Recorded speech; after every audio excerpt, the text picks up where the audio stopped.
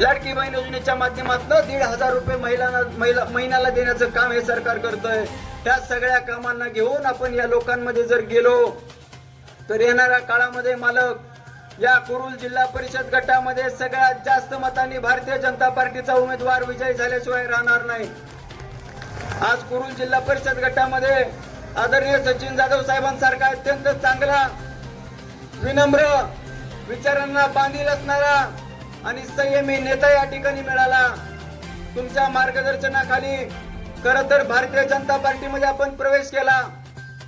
राज्य सरकारच्या आणि केंद्र सरकारच्या विकासाचा जो यज्ञ आहे त्या यज्ञामध्ये आपली एक समिधा म्हणून तुम्ही भारतीय जनता पार्टीमध्ये येऊन हा विचार वाढवण्याचं काम केलं।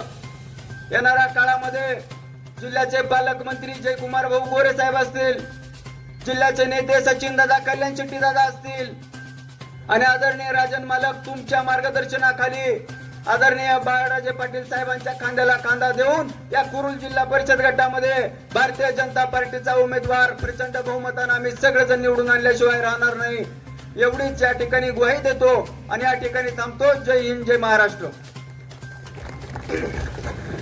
धन्यवाद।